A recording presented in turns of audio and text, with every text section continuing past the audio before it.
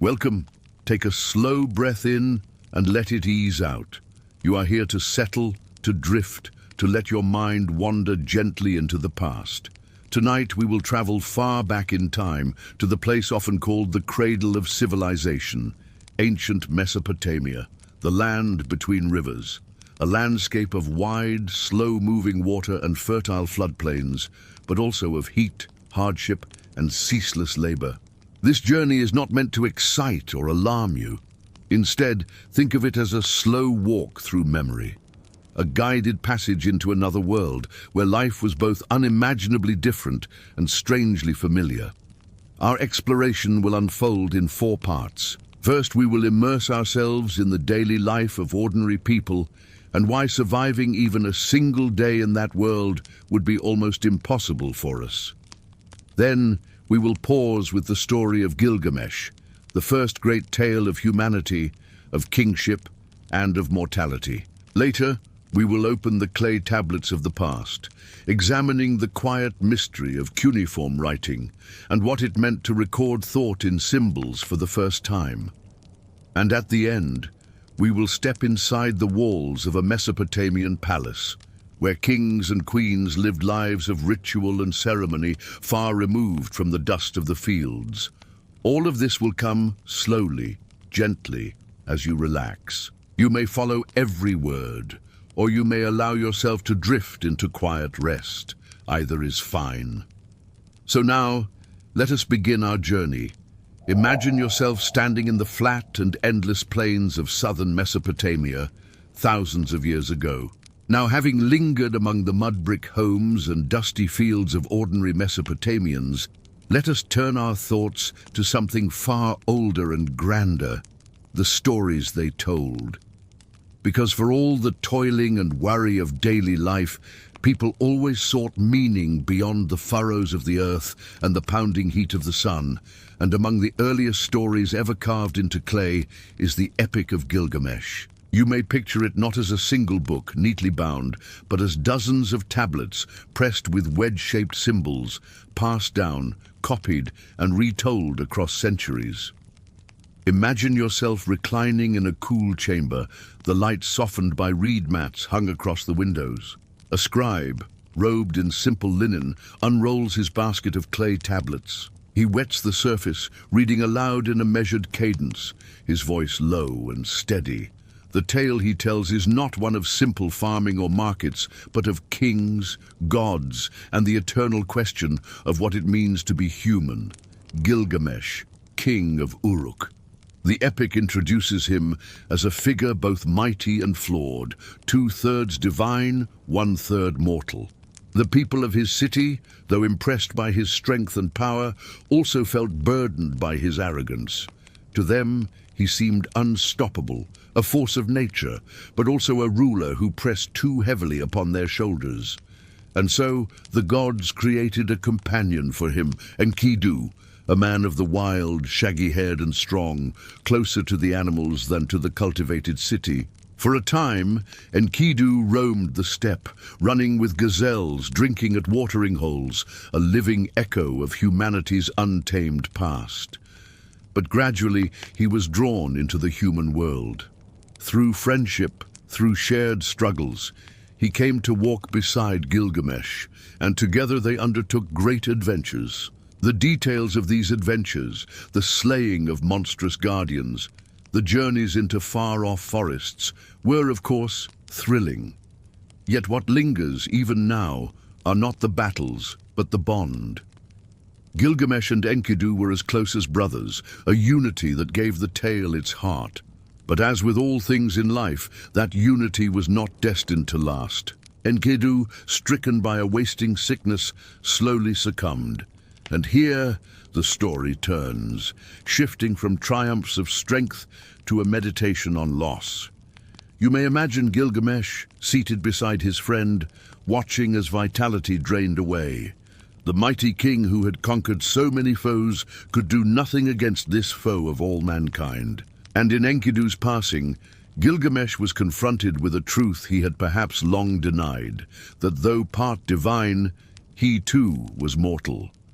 The epic becomes, from this point on, a long search, a quest not for glory, but for immortality. He journeys through deserts and mountains. He crosses rivers said to be impossible to pass. He reaches Utnapishtim, the survivor of a great flood, a man granted eternal life. Yet even there, at the end of the world, Gilgamesh finds no secret, no lasting answer. The plant of immortality he briefly seizes is lost, and he returns to Uruk, the same city he had ruled with such arrogance before. But something within him has shifted. He looks upon the walls of the city, the bricks his people had stacked with their weary hands, and he sees in them the measure of human achievement. Not eternity, but endurance. Not endless life, but the legacy of what we build together. And so, the Epic of Gilgamesh remains with us, not only as a story of kings and gods, but as the very first recorded attempt to wrestle with questions that still trouble the human heart. Why must we die? What meaning can we find in the time we are given? Perhaps as you listen, you may notice the rhythm of this tale, its rise and fall, its questions left unanswered. It is not so different from the rhythm of Mesopotamian life itself. To sow, to reap, to lose, and to begin again. Always seeking permanence, yet always knowing that nothing lasts forever.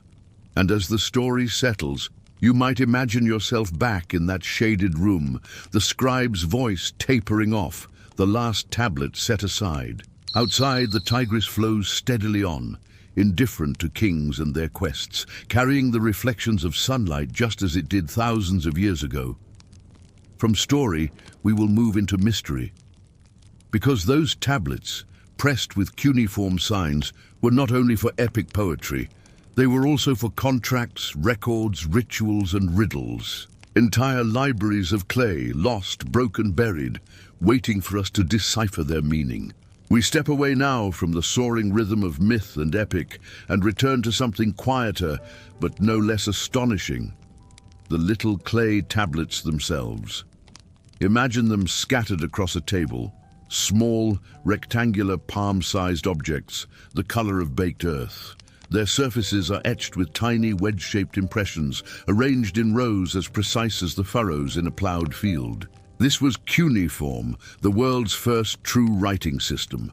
At first glance, the marks appear baffling, meaningless scratches, yet in truth they are words, numbers, names, entire stories pressed into earth, soft as dough, then hardened in the heat of sun or kiln. Each one is a voice captured across thousands of years, whispering from beneath the dust. You might picture a scribe, seated cross-legged with a lump of clay on his knee, a reed stylus in hand. With careful movements, he presses the stylus into the clay, forming wedges, angled, swift, deliberate. The tablet may record grain deliveries for the temple storehouse, or a contract between two merchants, their business sealed in earth. Or perhaps an omen, inscribed after a priest read the entrails of a sheep, recording what the gods might be saying that day. And then, sometimes, more intimate things appear. A father writing a letter to his son, urging him to study harder and not waste his youth. A student's clumsy practice tablet, full of repeated signs, the ancient equivalent of homework scribbles. These moments shrink the gulf of centuries, reminding us that behind all those wedge marks were people not so unlike ourselves. But there is a mystery in these tablets too. For though millions once existed, many are lost. Countless archives crumbled into mud when cities fell, or were ground into dust by time. What we know is only a fragment, and what we do not know may be far greater. Even today, museums around the world hold thousands of tablets not yet translated. They sit in drawers and cabinets, waiting patiently for someone to read them once more. Consider also what the tablets do not say. They tell us much of trade, law, and ritual. But the voices of farmers, women, laborers, those who lived outside the scribal class, are often silent. History, when pressed into clay, preserved the priorities of the few. The laughter of children by the riverside, the lullabies whispered in mud-brick homes, these passed into the air, unrecorded. And yet, even through the silences, the tablets speak of something remarkable, a world in which human thought first became durable. Words that once vanished with the speaker's breath could now endure for centuries. Memory was no longer bound to flesh alone. It could be baked, stacked, catalogued, carried across kingdoms. Humanity had, in a sense, begun to outwit forgetfulness itself. Perhaps as you imagine these tablets, you see them not simply as objects in glass cases, but as the foundation of our own libraries, our books, even the very act of writing today. They remind us that the line from past to present is not broken, but unbroken, drawn wedge by wedge into the clay. And so, from the quiet scratching of styluses, from the dusty archives of scribes, we turn at last to the great question that underpinned all Mesopotamian life. For no matter the contracts, the myths, or the omens, everything circled back to one thing: the rivers, and the endless work of coaxing life from their floods. Now let us step outside the palaces and scribal rooms, out into the heat, into the dust, into the endless fields of the Tigris and Euphrates. Here is the true stage upon which Mesopotamian life unfolded: the farmland. The air is heavy with the smell of wet earth and river silt. A farmer, bare-shouldered beneath the burning sun, guides a wooden plow pulled by oxen through the soil. Water trickles from a hand-dug canal, turning dry dust into mud where barley seeds can take root. Each furrow is a wager against the rivers. Too much flood, and the crop drowns. Too little, and it withers to dust. In these rhythms, the city was kept alive. Women ground grain into flour on stone slabs, the sound of grinding echoing like a heartbeat through the courtyards. Children fetched water from clay jars.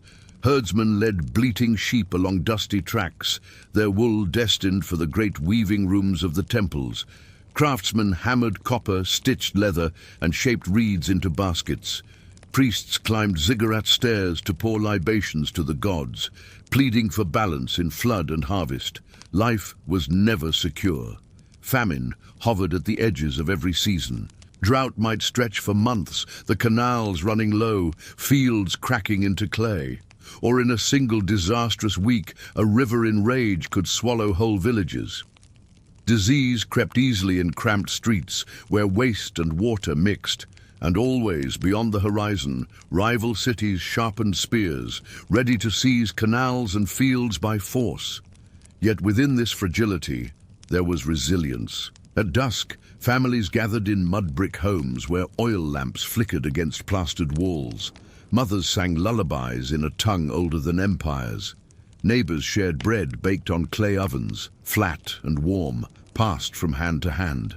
Storytellers recited epics beneath the stars, voices rising above the hum of insects and the distant croak of frogs by the riverbanks. It is here, in these small acts of endurance, that Mesopotamia truly lived, not only in the grandeur of kings or the wedge marks of scribes, but in the sweat of farmers, the weaving of mothers, the laughter of children. A civilization built grain by grain, day by day, in the fragile balance between human will and the wild rivers that fed them. And so, as we leave this world behind, perhaps we carry with us more than curiosity about an ancient past. Perhaps we carry an awareness that their struggle was not so different from ours. They lived beneath forces larger than themselves, rivers, famine, war, just as we live beneath the vast currents of history and time. And like us, they dreamed of tomorrow, of safety, of meaning. The cradle of civilization was not simply a beginning. It was a reminder that to be human is to build, to endure, to hope, always against the flood.